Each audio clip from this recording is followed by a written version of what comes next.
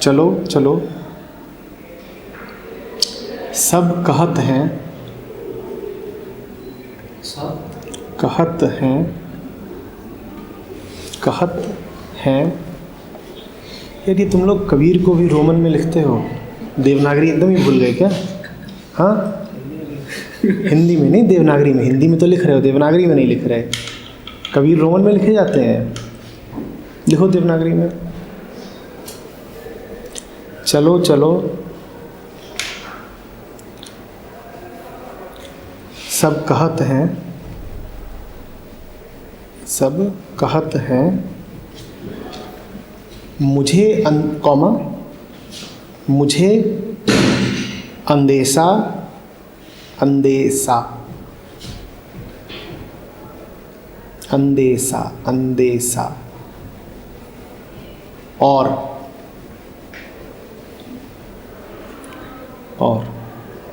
अगली लाइन, आत्म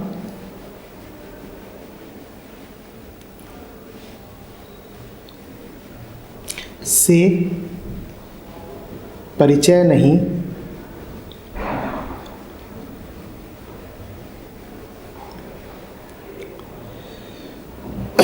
कॉमा जाएंगे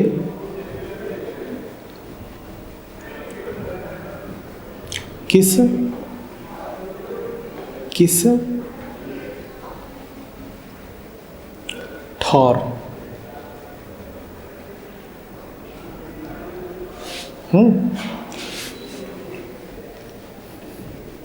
चलो चलो सब कहत हैं, मुझे अंदेशा और आत्म से परिचय नहीं, जाएंगे किस ठौर। इसी को यूँ भी लिखा जाता है कि साहब से परिचय नहीं, जाएंगे किस ठौर। एक ही बात है। पहले तो सीधे सीधे अर्थ देख लें। चलो चलो सब कहत है, हर कोई बात यही कर रहा है कि चलो कहीं को जाना है, आगे बढ़ना है, कुछ करना ज़रूर है। ये सबका चल रहा है।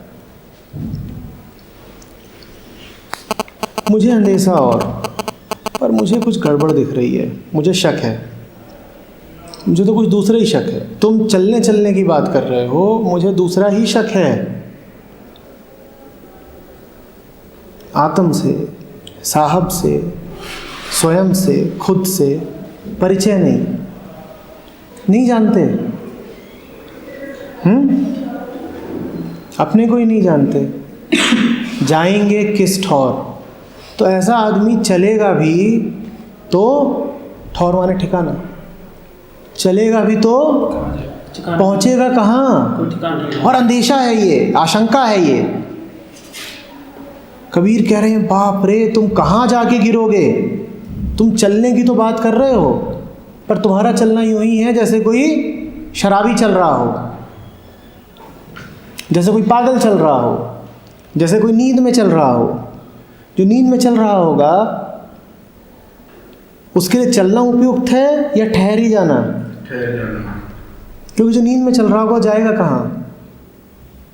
जहाँ भी जाएगा अपना नुकसान ही करेगा। वो जहाँ भी जाएगा अपना नुकसान ही करेगा। उसके लिए चलना हर हालत में हानिप्रद है। उसके लिए तो एक ही चीज़ ठीक है, क्या? आंखें खोलना, जो कि शायद ठहर के ही हो सकती हैं। और अगर ठहरे नहीं तो फिर आंखें खोलने की एक दूसरी युक्ति ये है कि चलते जाओ और ठोकर खा के गिरो। और जब ठोकर खा के गिरोगे तब शायद खुल जाए, और नुकसान भी गहरा है। चलते भी जाओ तो हो सकता है आँख खुल जाए, पर फिर ठोकर लगेगी तब खुलेंगी।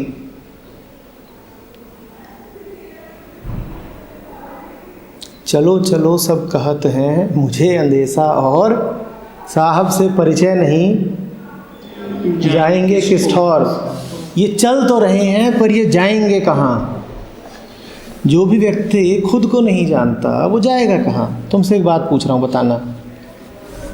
तुम कहीं भी जाते हो तो तय कौन करता है कि कहाँ जाना है?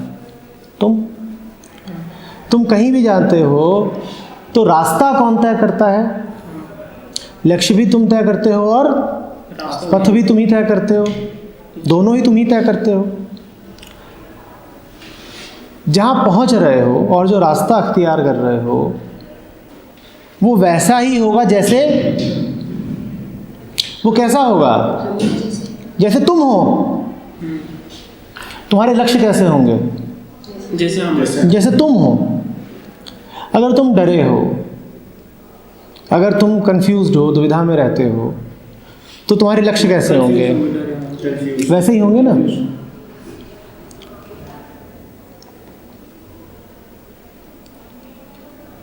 एक शराबी है, वो खड़ा हुआ है और तुमसे रास्ता पूछ रहा है कि फलानी जगह जाना है, रास्ता बता दो। अगर तुम वाकई उसके दोस्त हो तो तुम क्या करोगे? नहीं जाने देंगे। तो उसे रास्ता बताओगे। एक शराबी कहाँ का रास्ता पूछ रहा होगा? किसी ऐसी जगह का ही जहाँ उसको नशे में मदद मिलती हो। सर ये जरूरी थोड़ी है। सोच लो, शराबी है। हाँ सर, जरूरी नहीं अपने घर का रास्ता भी पूछ सकते हैं। शराबी अपने घर का रास्ता भी कब पूछेगा? ठोकर खा चुका। जब उसके सारे हितों की पूर्ति घर से हो रही हो। जिस शराबी को पता हो कि घर में कुछ सब सुविधा मिल जाएगी वही पूछेगा।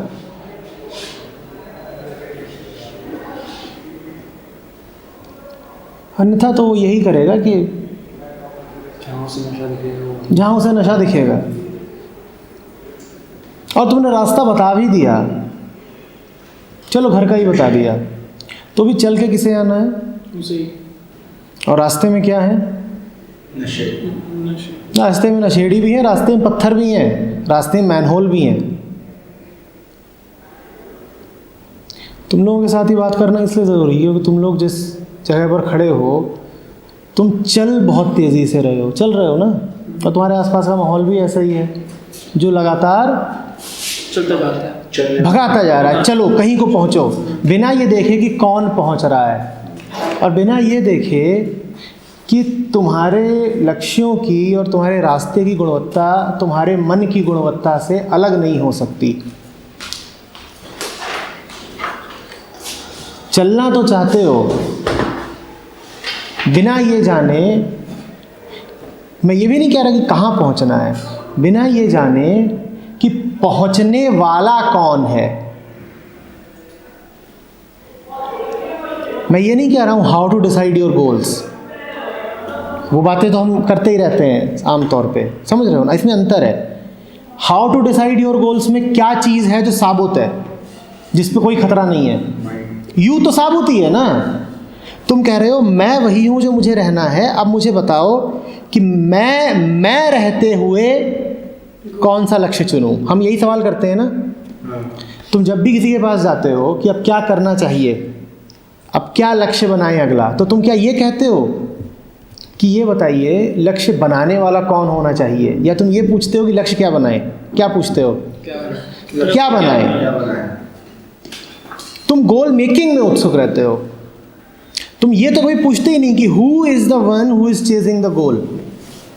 और अगर कोई तुमसे ये कहने लगे कि अच्छा ये तो बताओ कि कौन है जो इस लक्ष्य के पीछे जाना चाहता है, तो तुम बोर हो जाओगे, चिढ़ जाओगे।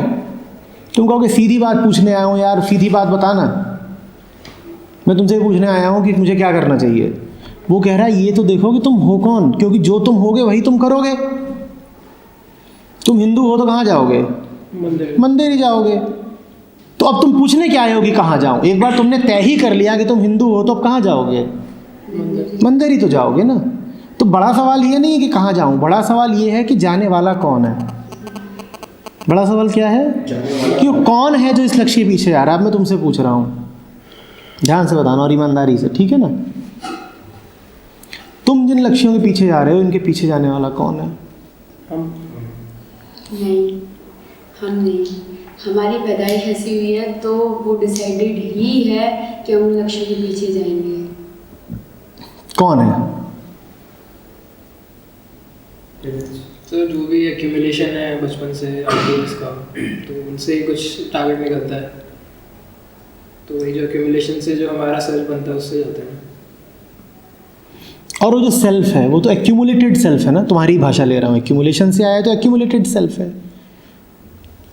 एक बिल्डअप है बस। वो क्या है? वो एक बिल्डअप है, जैसे कचरे के ढेर का बिल्डअप होता है। हम लोग बात कर रहे थे कि जैसे कूड़ादान होता है, डस्टबिन होते हैं, तो उसमें एक आता है, वो एक आदमी की शेप में होता है और उसमें नीचे एक पेडल होता है। उसकी पेडल को दबाओ तो जो आदमी है ना, उसका भेजा यूँ खुल जाता है और फिर लोग उसमें अपना कूड़ा डाल देते हैं। तो देखा है वो वाला?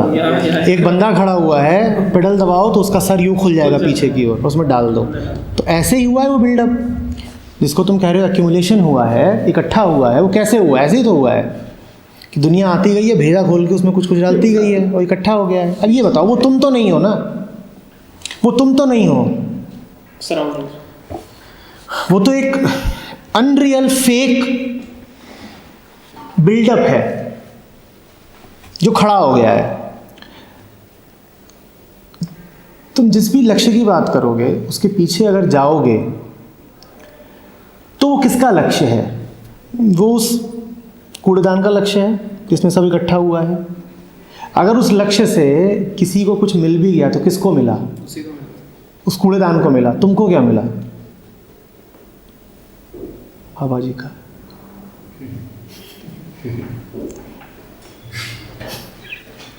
अब जिसको मिला उसको खुशी हो नहीं सकती, क्योंकि वो